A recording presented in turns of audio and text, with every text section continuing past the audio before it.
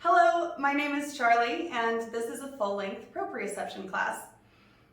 I love teaching this kind of training. It's not something that tends to occupy a lot of our brains, at least in terms of the amount of time we dedicate in our training regimens to developing and improving our proprioception. But I can tell you it is the number one thing that has completely revolutionized the way I move and think inside my body. So I am so excited to be able to offer it to you. If you've done training like this before, maybe you will have studied Feldenkrais technique, maybe Alexander technique. I like both of those styles. I borrow elements from them. The ones that I find have been the most efficient and the most useful, particularly for acrobat bodies, because we tend to be structured a little differently than dancers, which is where Feldenkrais comes from, or orators and singers, which is where Alexander comes from. I also pull in things from other dance styles like Laban Bartenieff and Continuum, or Piso Mobile if you know it by that name, and other movement patterns that I've found through my own training and discovery process that I found have been really helpful for me and for my students. So before we jump in, I do want to tell you, and I will continually remind you of this the entire class, your number one goal in this class is to do less. That's why I wore my last place shirt, because we move slowly, we move smoothly, and we focus all of our energy on letting go of the muscles that aren't absolutely crucial to making the movement happen. So this class will be very hard for your brain, maybe not as hard for your body, especially as acrobats we're used to sort of locking all of our muscles down, and that unfortunately is helpful sometimes, but most of the time that doesn't end up leading to the most efficient movement, and then we lock ourselves out of really cool skills. So we're going to start on the floor. Actually, the entire class takes place on the floor. And I'm going to have you sit and just kind of squiggle and feel the connection between your sit bones and the floor. And I'm going to be very explicit about what I'm talking about. So I want you to look at these two holes in the front of the pelvis. So right here at the bottom of the pelvis is the ischial tuberosity, this little pokey outy part. So when you're sitting on your floor, the bony protrusion that is supporting your weight on the floor is your ischial tuberosity right here. So I will talk about these guys a lot, but that's why I want you to have a picture of it and a physical sensation. A lot of this training, I will tell you a thing, I will show you the structure, and then I will give you a way to solidify a physical reference in your body for what that is. So that's why I'm asking you to squiggle. If it's hard to feel, sit on a hard floor, not on a mat or a squishy carpet, and you'll be able to feel those bones better. The next part that I'll point out is this part right here. See how it's kind of sharply angled? That is your hip bone, is what most people will call it. But to be specific, that's your anterior superior iliac spine. A lot of times we will just call it the ASIS, right? So ASIS is right here. That's the pokey outy thing. I will mention more pelvis anatomy as we go along, but for now, notice your ischial tuberosities and your ASIS. Now, I will have you lie on the floor. Move your hair out of the way if necessary. And this part is fairly important. If you have a bun or a ponytail, I do want you to move it, right? So if your bun is making your head sit at a funny angle, for this training, the position of your head is actually very important. So either take your bun out or put it on top of your head or low by your hairline. Then I want you to just roll a little bit on the ground and try to take inventory of where all of the bony protrusions on the back side of your body are, which ones are pressing into the floor, and to what degree, and how they compare to their analogs, right? So I'm feeling the left and the right sides of my sacrum. I'm feeling them touch the floor, and I'm trying to think to myself, is the left side of my sacrum taking more weight? Is it supporting me stronger than the right side? Right now, I don't want you to try to fix anything. All we're doing is noticing, and if you try to fix it, then you're gonna make stuff weird. So I want your body to just be on the floor, and I want you to notice things. Also, try to feel the spine of your scapula. So this is the spine of the scapula. So the spine is the part that sticks out like this. So you'll feel this bony protrusion of your scapula resting on the floor. You might feel the tip of your scapula pushing into the floor. So you might feel this if your shoulder blade is rotated. Just notice, don't judge, don't correct. And once you have an opportunity to find or to notice those anatomical landmarks, then find stillness. The reason that I don't want you to fix them is because if you are a strong acrobat type human, you will probably, unfortunately, inflict all manner of weird movement patterns if you try to force correct where your bones are aligned. So I don't want you to do anything. We're gonna fix it, but we're not gonna fix it directly. As long as your arms are coming out from your shoulder at a 90-degree angle to your spine or above, right? So arms in sort of a T shape or higher, that's fine. I don't want you to put them here because a lot of people, it will force your scapulas to tilt in a weird shape. So I want them here for now, and then we'll work toward more complicated arm positions later.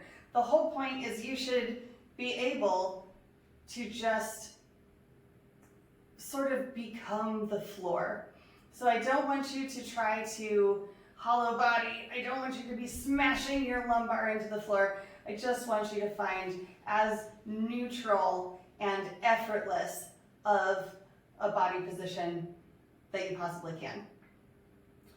Once you have, to the best of your ability, let go of the tension in the muscles in your body, then I want you to think about someone grabbing you from the back of your skull and right underneath your zygomatic arch, right underneath your cheekbones, and pulling your head toward the wall that is above you from your perspective, right? So I'm going to say this is above me and that is below me.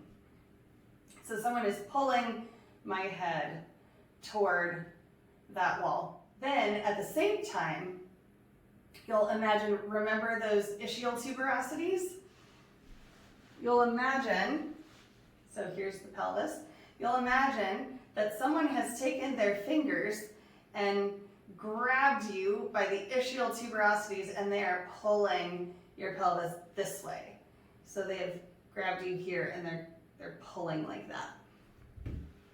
So what that will do is it will make your vertebrae, every single one of them, get farther apart. So I'm going to let myself get long. You may find that it changes the curve of your spine. That's fine. Try not to think about it. Try not to influence it. Just notice and continue working to elongate everything. I'm going to say that a lot. Everything starts from this really long spine. with your spine being continually stretched into this long shape, I want to have you see if you can just pull your ACEs up towards your shoulders, and then let them go and come back to the long spine. Then again, pull your ACEs like you're trying to tuck the front part of your pelvis underneath your ribs. You're trying to pull your pelvis here and tuck it under your ribs, and then let it go. And just keep doing that. I'm going to talk to you while you repeat. I don't have a prescribed number of times. I just want you to do this enough to notice what's happening. And take stock. What muscles are contracting? Which ones aren't? Does it feel different from your hollow body? It should, maybe, depending on how much training you've done in this type of discipline. And then just see if you can tell for yourself, what does this feel like? Does it feel like anything I know? What muscles am I using? What muscles am I not using? Does it create any weird sensations? Do you feel anything stretching?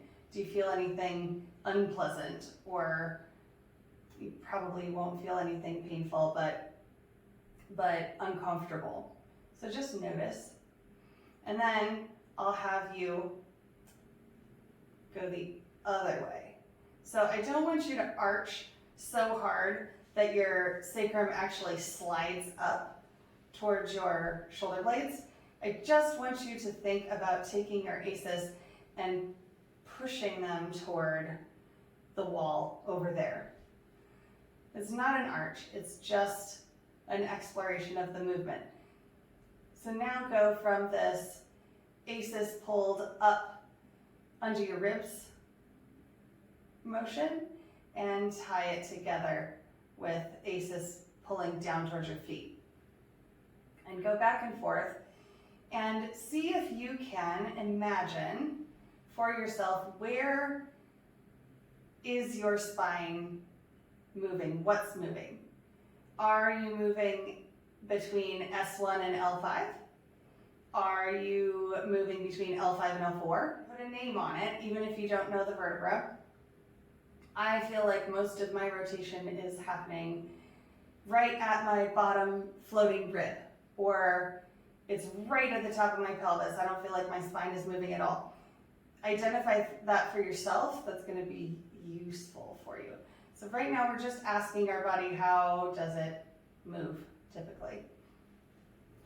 Come back to your neutral spine position and then reestablish this long spine shape. And now I want you to imagine taking this ACEs and pulling it up to put it in your same side armpit. So you're going to pull like this. This one, it may be a bit of a challenge actually, because a lot of us will do this. So we'll use the musculature on the front side of our abdomen to try to connect pelvis to rib cage. But that's not what I'm asking, right? I'm asking you to stay in the same plane as the floor. So you need to rotate the pelvis in your axillary body plane. So I am rotating like this, right? I am not lifting or twisting at all. I'm just rotating, keeping myself in the same plane as the floor. Pull the opposite side, ACEs, up towards your armpit, and go back and forth between the two while I give you more information. Try to take stock of which muscles are working, and now which ones are fighting you, because you may feel that your movement is restricted or it's really difficult to stay in that same plane. Also, use those bony protrusions that we took stock of earlier. Use those as your landmarks. If you move your pelvis in this axillary body plane and all of a sudden you're feeling a difference in the amount of your weight that the two halves of your pelvis are supporting, then you are twisting. You may not be able to feel the twist, but you should be able to feel those weight differences. So go back and forth between the two and continue, but come back to that really long spine. Make sure that even though you're contracting through your obliques, you're not losing that long spine. So when one side of your abdomen gets shorter, the other side must get longer. Otherwise, you're just crunching. Next, we're going to combine the two. So you will contract, and then I'm taking my pelvis, I'm pulling my right side ACES up to my right armpit. Then I am dropping my left ACES toward that wall. So it's going to cause my pelvis to rotate and then twist and rotate at the same time. Relax that contraction through the side body. So now I'm in that ACES pulled toward the wall shape. And then I'm going to pull my left ACES up toward my left armpit. So we're basically just doing a little circle all the way around your sacrum. And notice particularly what's happening in your hip flexors, excuse me. You may find that there's a crunchy spot, or one hip flexor seems to be really active and the other one isn't. Switch directions, by the way. But these are things that we want to be aware of so that we can eventually start to address them. So continue rolling the other direction.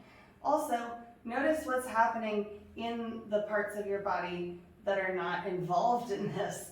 So if you're clenching your jaw, if you are squeezing the muscles through the front of your neck, if you're arching through your thoracic spine, all of those movements are unnecessary and they'll actually inhibit you later. So we want to try to be aware of those and just see if you can ask your body lovingly to stop it.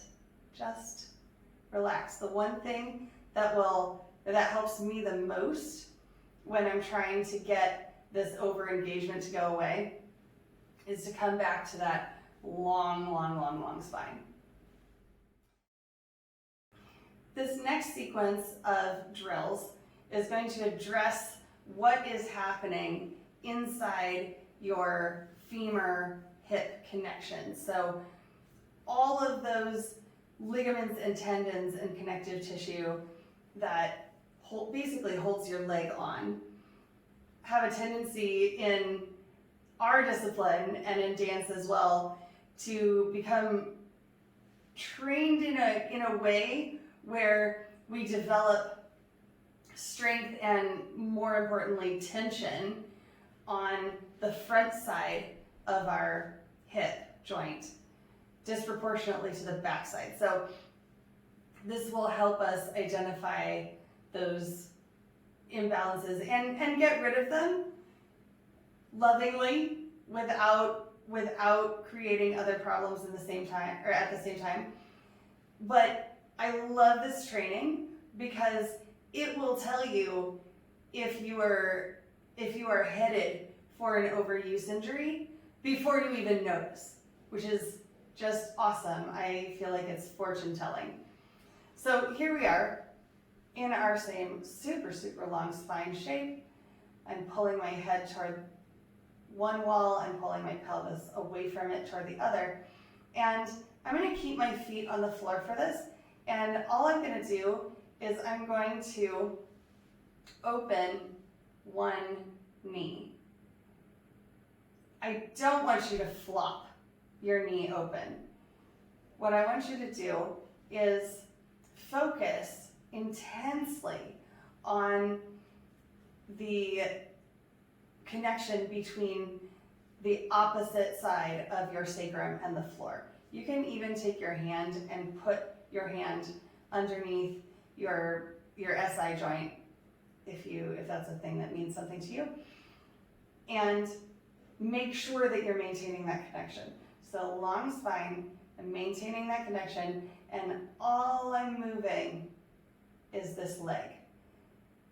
This will seem easy at first, however, I will challenge you to notice what's happening with all of the musculature inside your pelvis right when you get to the point where you think you should be able to go further.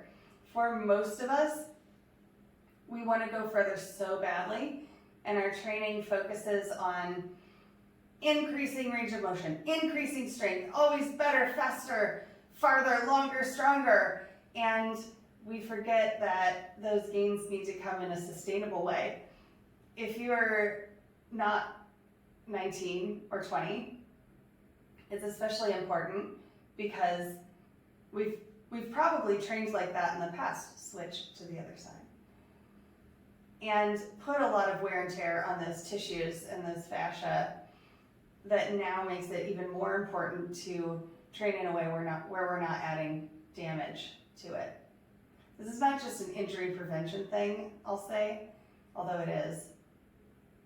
It'll help you increase your range of motion, and this is my favorite benefit, it will actually make your skills easier, if that makes sense, because we're teaching your body to move in a much more efficient way than it's used to, right? We're used to just muscling things. So it's lower training for your muscles. You're probably not going to sweat, but if you get frustrated, then we're working your brain out absolutely perfectly. So notice the difference between each side. Notice what's happening also through the musculature of the front of your abdomen. So when you take your knee out, you allow gravity to bring your knee to the floor. I'm choosing my words very carefully because I don't want you to be flexing any of your external rotators. What has to happen here to support the rest of your body, and particularly your pelvis and your rib cage, to keep all of those bones in that one resting shape where we started? Try to see if you can name the structure. I'm not going to name it. It's a pop quiz. So let that knee come open and then come back. Try to put a descriptor word on it too. You can use a color, you can use an emotion, you can use a sensation. For me, I feel like a balloon, if that makes sense, but not one with air in it. I feel like when you take a balloon animal balloon and you stretch it before you pump air into it, that's what the front of my belly feels like. So the words that you use don't particularly matter. I just want you to have a more colorful way of remembering that sensation inside your body. Now, I want you to do both legs together. Simple, but the whole point again is to try to draw your attention to what's actually moving and what's controlling the motion. I'm going to have you do this one for a minute because I have things to tell you about your psoas. This one is telling. If when you bring your legs or your knees away from each other, you find the tendency to arch, that is a huge indicator that you have some mad tight psoas and probably gracilis as well, but the arching is caused, I found, predominantly by psoas. Keep doing the thing. So your psoas, by the way, is, and this is magical, most of us know about psoas, right? It's our major hip flexor, does this, but your psoas is not connected to your pelvis. No, it's not. Iliacus, yes. Psoas, no. Or psoas major, I should say. But it's attached to your lumbar vertebrae back here, and then to the lesser trochanter of your femur. So when you flex it, it does not bring your femur to your chest. It brings your femur, this part of it, to your lumbar. This is the shape you get when you flex your psoas with slight external rotation too. So if you have psoas issues, if you have clicking, popping, ballet dancers, if you have the clicking, popping hip thing where you do your rond de jambes, especially devant to second, you have psoas things. So this will help you, I promise. What I want you to do is I want you to take your brain and remember, without doing it, remember your colorful description when we just did one leg. What did this feel like? For me, it was my balloon animal balloon.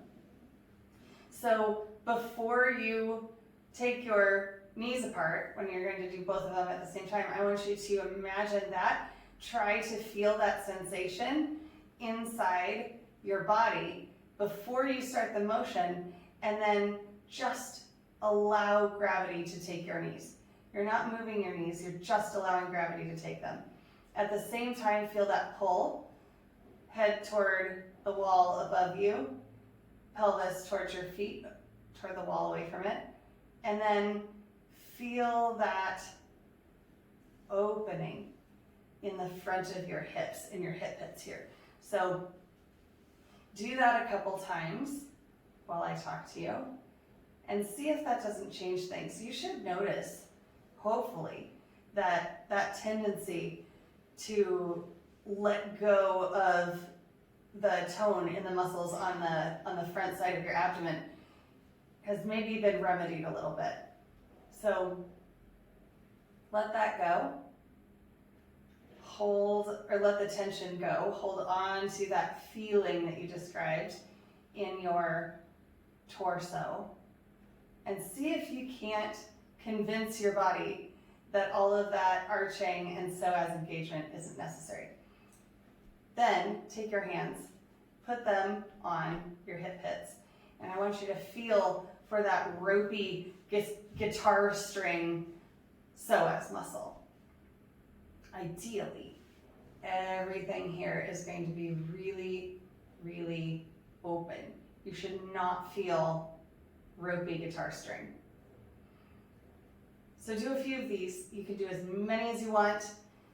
I've been known to just, when I'm trying to rehab something or trying to correct a movement pattern, which is most of the time because we're never perfect, I've been known to sit here and do this for 10 minutes. Just one simple motion until I convince my body that it can choose a different movement pathway. We're not going to do that now, of course. I'll let you decide which ones you need to stay on for longer. Next, I'm going to have you take your feet from hip width, which is where we started, to kind of a medium wide second. You may find that just by taking your legs to this position, you already want to succumb to the tone in your psoas. I don't want you to try to hollow body, because that's not solving the problem. That's treating the symptom, right? So if you simply just crank down on your rectus abdominis, on your internal obliques, on a little bit transverse abdominis, you're not solving the problem. The problem is that your psoas is being activated when it shouldn't be. So it doesn't matter how much training you do to try and squeeze your hollow body and force it, your psoas is still going to fight you until you take the time to sit down and convince it not to. So just be in this shape for a minute and go back to that long spine. That's it. That's all I want you to do. Also, stop clenching your butt cheeks. When I mean clenching, I mean it could be glute, likely not together. You may find, depending on how much of an anatomy buff you are, but feel free to Google, I find that a lot of people will clench their tensor fasciae lata here and maybe glute medius too. So try to check in with these hip abductors and see what you're doing, and then see if you can get yourself to stop. Then you will allow gravity to take one knee to the floor, but now we're internally rotating. And then you'll find your long spine and bring it back. And notice the sensation is probably different through your abdominal musculature. You also might find it difficult not to do this, but I want you to try not to, right? If you're finding it difficult to keep yourself from sort of following the knee, right? The knee should be the only thing that's moving. Your pelvis should not follow your knee. If you find it difficult, don't go as far, right? It's totally legit just to go this far and come back and work with whatever need your body is telling you that it has. So just take the information as it comes. Be careful here. I want you to actually focus on the opposite side, ischial tuberosity. It is easy to drop one knee and have the opposite ischial tuberosity come up towards your armpit. So to do this, that's twisting. And I don't want you to twist, I want you to only move the leg. So as you take this leg, or allow gravity to take this leg toward the ground, pay special attention to the opposite side ischial tuberosity and imagine it being pulled extra toward your feet. You'll find that you probably can't move the leg as far, that's fine. Range of motion is not a concern. Then you can switch to both knees internally rotating. You may find that you get a stretch here. You may find that it's very hard to keep your spine in the same shape that we started. But I want you to try because it's good for you. Also, check in with your upper body, especially everything, all of these muscles in your upper thoracic part of your torso. So all of your pecs, your deltoids, your trapezius, they should be so quiet. They are not doing anything right now. One thing that I like to do while I'm working with a body part or a joint that isn't my head is I like to just let my head loll from side to side. Even if it's not a big movement, even if I'm only going from here to here, it's just enough to check in with my brain and have my brain check in with my body and say, okay, wait, the movement isn't here. I don't need to flex my neck in order to move my leg, right? It's funny how we do that, but the fascial systems that exist in your body explain why it's a tendency. Here's where things start getting a little more obviously relevant to our daily training. So I want you to think of your inversion. If you have a straight arm, straight leg inversion, picture it in your body, which is an interesting turn of phrase, right? So I want you to try to see if just by closing your eyes, if that helps, if just by imagining that pure archetypical straight appendage inversion, I want you to see if you can tell for every single part of that movement which body parts are experiencing which sensations. If you don't have straight arm, straight leg, that's totally fine. If you've tried it, I want you to imagine what it feels like when you try it, especially at the point where you get stuck, right? That point of no return. What's flexing? What's squeezing? What feels like it's resisting you?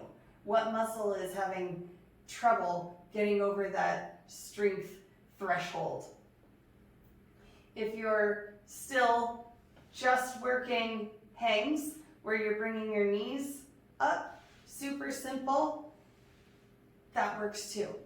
So still, take your brain to that point in the movement where you feel that you can't go any farther, but you know it's possible because you saw that person over there do it. And try to connect the stopping point with an actual physical sensation. A lot of times the movement that we think is necessary, it's not necessary. So the good news is that I'm going to make your inversions get better just by laying here lazily on the floor, which is, I think, awesome. It's efficient training, or I like to call it functional laziness. Most of the time, it's that darn psoas that gets us into trouble. Because, like I said, if you contract your psoas, you bring the inside of your femur to your lumbar. Well, if I'm trying to take my pelvis, my lower half, over my head, I've just sent it the opposite direction. It's going backwards. It's going behind me. I don't need it to go behind me. I need it to come in front of me so I can lift it over my head. Unfortunately, your psoas is your predominant hip flexor. So we have to teach your body how to use something else so that you can get your pelvis to move over your head without moving through a full front plunge. We only want to do that when it's aesthetically necessary for the piece that we're performing, right? We want to be able to have options and move different ways. All right, come to your long spine. Then I want you to pay very special attention to those ischial tuberosities being pulled toward that wall. That is going to be the number one thing that's going to initiate this movement and also your inversions. Then check in with that colorful explanation that you gave for how your abdomen feels when you take your knee, when you let your knee succumb to gravity. And I want you to try and remember too, if you have to do it again, that's fine. What does your entire torso musculature feel like? So not just on the front of your abdomen, but on the sides, on the back. What's necessary? What does that feel like? So I'm going to start there. I'm going to try and feel that sensation. I'm going to try and pull it back into my body while keeping my spine really long. And then the same concept as before, I'm going to let one leg just succumb to gravity. That means that I should not be flexing anything to cause this movement. I should just be releasing. So now I'm letting my foot slide down away from me. Now here's the really crucial part. I want you to make sure that you keep all of those sensations that you described before in your abdomen. You may find that you get to here and you feel like you can't release anything anymore because your leg is stuck and it just won't go farther. If you get to that place, usually the description that I hear is, I feel like I have to force my leg, or I feel like I have to muscle it. That's a true thing, but I don't want you to go past this point. Usually, if you do, what happens is this. Pay attention to my lumbar. What happens is this. But I haven't opened my hip pit anymore. All I've done is arch my spine to compensate, and that's not helping me release my psoas. So what I'm going to do is I'm just going to let gravity take me as far as my psoas will let me. That's it. Psoas gets to rule this one, right? It wanted to be in charge, so fine, we're going to let it. Then once you get to that point where you feel stuck, then I want you to focus on the connection between your heel, the one on the extended leg, and the floor. And I want you to press your heel down into the floor. Push your heel this way. So I'm pushing like that. So I'm trying to smash my heel down. Then I want you to keep smashing it and try to drag your heel into the basement, underneath the floor, towards your hip. It does help a lot of times to flex the foot here. It's a kind of a psychosomatic thing. So it's a trick. By the way, if your hamstring cramps like crazy during this, yay, you're doing the correct movement. So what this drill is teaching you is it's teaching you that there is more than one way to flex your hip. When you're standing and gravity is pulling your leg down in this straight position, so if gravity is pulling at me from that wall, then I really only have an option, right? Muscles only pull. So I really only have the option to use muscles on the front and sides of my hip joint to flex my hip this way. Because we're on the ground though, gravity's pulling at us from this direction, which means I can use the resistance from the floor and the strength in my hamstring to bend my knee, and then because the floor is not letting my heel go behind me, as a consequence only, my hip is flexing. So that's what I want you to think about. Try the other side, of course. The whole point of this is to try and convince your body and your brain that there is a hamstring back there, and its job is not only to take the leg into extension behind you, right? One of the main jobs of your hamstring is to counteract the contraction of your psoas, because hamstring, pop quiz, hamstring is connected at the pelvis. So your hamstring pulls your pelvis to the two main ones, to the inside of your tibia, right? So it crosses two joints. So when you flex it, you're pulling the top of your tibia to your hip, which means you're also pulling the base of your hip down towards your tibia. So if your hamstrings are flexed firmly, it's very hard to overflex your psoas. It's certainly not impossible, but harder.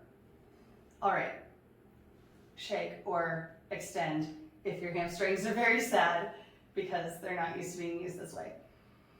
Then it's the exact same movement, but both legs go together.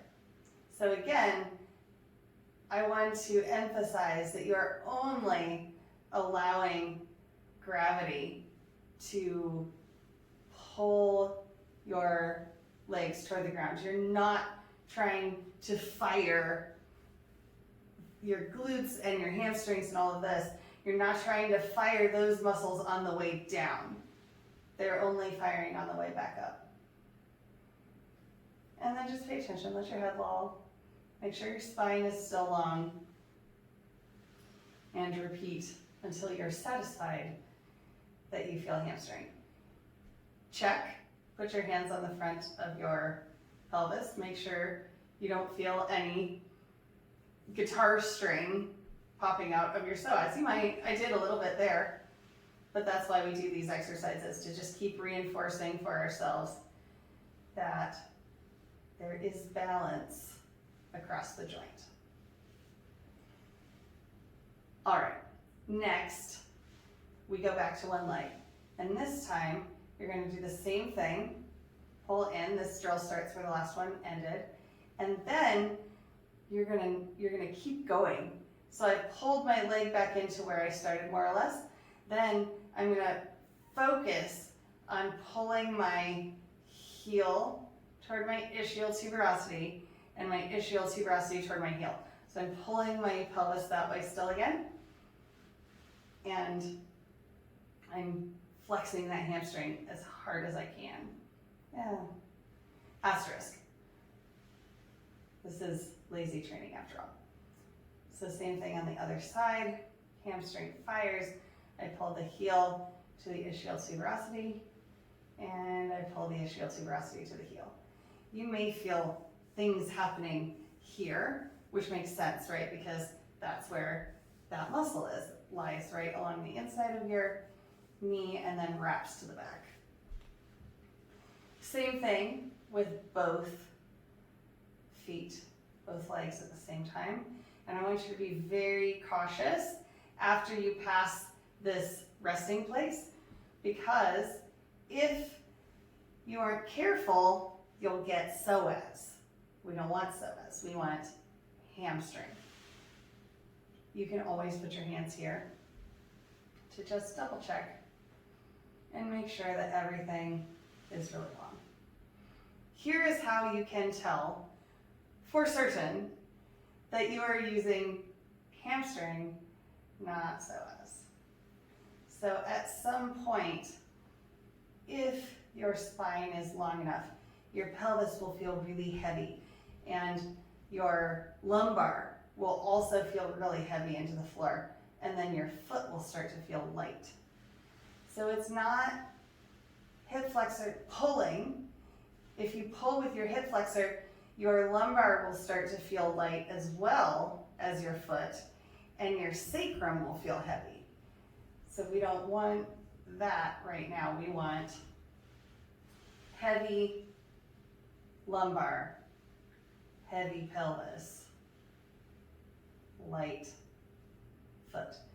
So notice as you come up, you can see, I have a very intense awareness that my pelvis is moving this way across the floor. It's almost like it's sliding across the floor as my foot gets light. So try with both legs as well. The reason that I'm having you start from this extended leg is so that you can start with that really clear hamstring engagement. And then here, if you find yourself doing this, danger, that's psoas. So go back, right? You shouldn't be doing that, you shouldn't be doing this if you're allowing your psoas to relax. This is not a judgment though, right? If you find that that's happening, just stop there, no worries, and that's where you are for today, and then work on it again tomorrow. The goal though is that at some point your legs will come off the floor and your pelvis has stayed so heavy this whole time. One caveat, there is a little bit of hip flexor required, of course, to bring your leg from here to here. What we're trying to do is we're trying to make that be iliacus and not psoas. This is not to say that you won't use psoas. The whole point is to try to convince your body that balance is an achievable thing. So work to here. And then once you're here, I want you to focus on sliding your pelvis along the floor away from your head. So same long spine intention, right? So you're not hollow bodied. You're not anything. You're just making your spine long. Now, stop flexing your psoas. It's okay if your legs move away from each other. This is fine. But you don't need to flex your psoas here, provided that your knees are able to come up past this vertical point. So grab your knees for a second. Let go of your psoas. Let go of your hip pits. Find your long spine. And then just do nothing. That's it. Gravity will hold your legs here for you. You don't have to squeeze. And then from here, we're moving into our next drill. Here's where we start to convince your psoas what it's allowed to do and what it's not. So super long spine, then let gravity be heavy and bring your knees together. Find your long spine again. And then go back out. So what you're looking for is softness in your hip pits. If you are able to maintain that long spine and maintain that pelvis shape, you shouldn't need a whole lot of hip flexor at all in this position because gravity is holding your legs for you. If this is really hard, if you're feeling a squeeze right here that feels like you have to use psoas, open your legs a little bit, right? The whole point is to try and convince your body that it can move differently. All right, the last drill starts from that previous position, right? So I'm going to, just with one leg this time, I'm going to bring this leg in, squeezing my heel to my ischial tuberosity, my ischial tuberosity to my heel. And then I'm going to let gravity take over, and the leg is going to come and rest somewhere on your chest if you're very bendy. If you're not, you'll feel the connection between your femur and your belly, but you shouldn't feel your ACES stabbing you in the thigh. If you do, that is an indicator that you have let go of your long spine. So always come back to that long spine feeling. And feel free to take a moment and squiggle if you need to reestablish it. So one leg here. Then your other leg is going to do that same extension and then pull in that we did before. By the way, continue this, and I'm going to talk to you. You'll notice that through all of these exercises, I have gross, ugly, floppy feet, right? It's not because I can't point my feet. It's not because I can't flex my feet. It's because I'm telling my brain in this secret sort of under the table way that I don't want it to do anything unnecessary. If I point my feet, then I'm probably going to squeeze something else in my leg, and that's going to make me fall into those movement patterns that I am trying to evolve to something that's more functional. So as much as you can, floppy feet. Insist on, you can shake them. Insist on floppy feet so that you can keep it established in your brain that you're not doing anything that isn't absolutely crucial. So once you've done this on both sides, I will let you do that. I want you to be super aware of what's happening at your hip pit in the leg that's bent as your other leg extends, right? Remember how I said that if you release or succumb, I should say, to your psoas engagement, you'll feel your ACES start to stab into your leg. Take your hand and feel your ACES. Put your pinky finger right underneath your ACES and then bring that leg forward. So your hand is in that crease. Now, if you are relaxing, just succumbing to gravity and maintaining your long spine, you should still have room for your hand. You shouldn't be pinching your pinky. If you are a human whose knee is in your armpit right now, use your other hand. You still shouldn't have a pinch there. If you've got that range of motion, you're probably getting there by externally rotating your thigh, and then your thigh kind of comes on the outside of it. So now keep your mind focused on that connection as you take your other leg out and back in. Notice where things want to flex. You'll feel them. You'll feel your psoas start to kind of twitch and think about maybe engaging. So having your hand here is a really, really good feedback mechanism to tell your brain, oh, I have lost my focus on that long spine. So now once this is somewhat established for you, go back to your first side and just for me. We're trying to carve new movement pathways. So try not to just hoist your leg up. Actually do the thing, extend your spine. It's the go up to go down principle. So drop your pelvis toward that wall in order to create space to bring your femur up. And then you'll do the same thing. Pull your heel towards your ischial tuberosity. And here, I want you to focus. Feel for that psoas. If you feel that psoas pop out, go back. Reestablish long spine and try again. You should be able to bring this leg up also without this psoas firing. Try that. Try it with both hands here, or each hand on each ischial tuberosity. See if you can't get to a place where your psoas, the only time you feel it should be right as this leg leaves the ground for like a second. All right. This drill, of course, can be done both legs at the same time.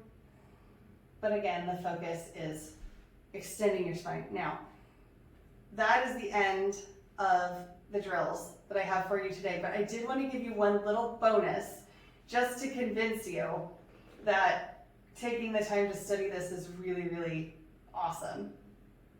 So, psoas and latissimus dorsi, this guy, your big, giant polar muscle connected to your humerus, your arm bone, and then where does it connect? Is it your spine? Is it your ribs?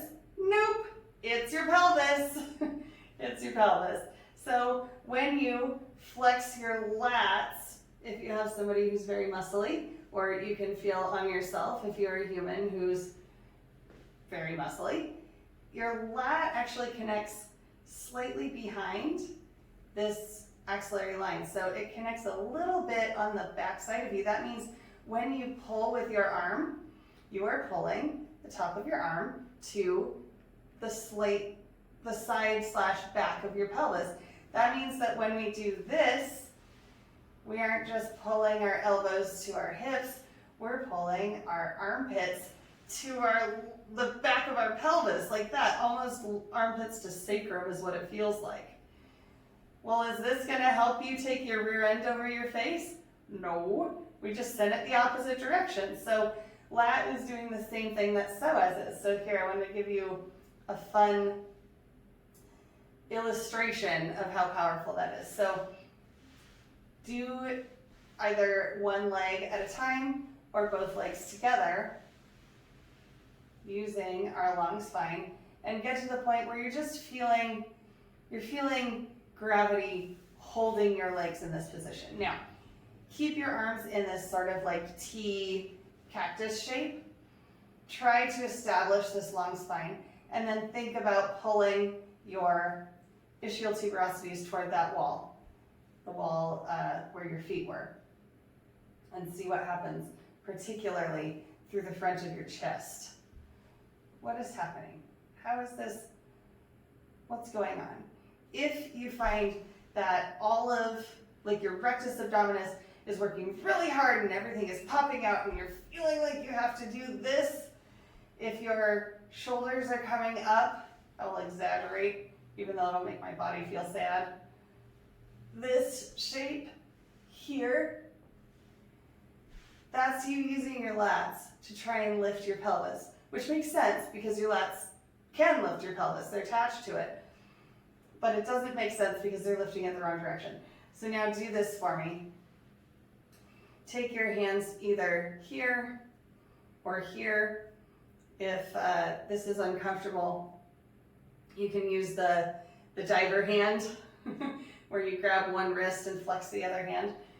And put your arms over your head.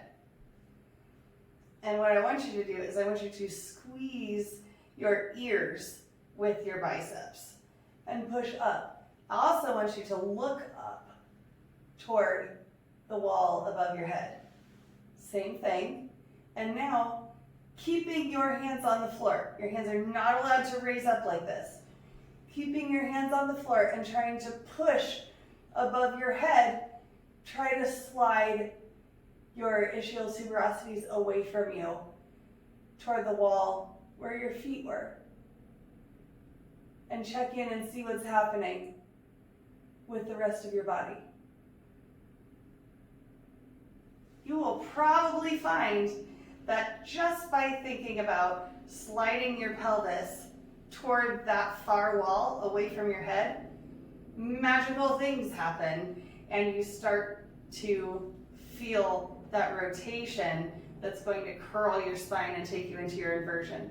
So, fun fact, if done beautifully and if done efficiently, straight arm inversions should be less effort for your body than bench arm inversions. Isn't that a miracle? That's wonderful to hear.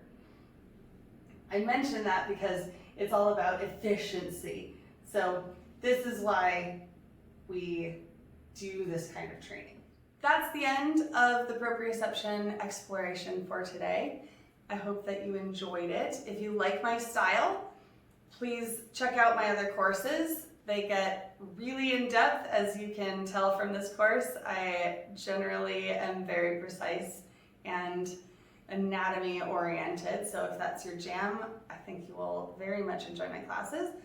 Be my internet friend, check out my blog, talk to me on Facebook and Instagram, and don't be a stranger. Thanks.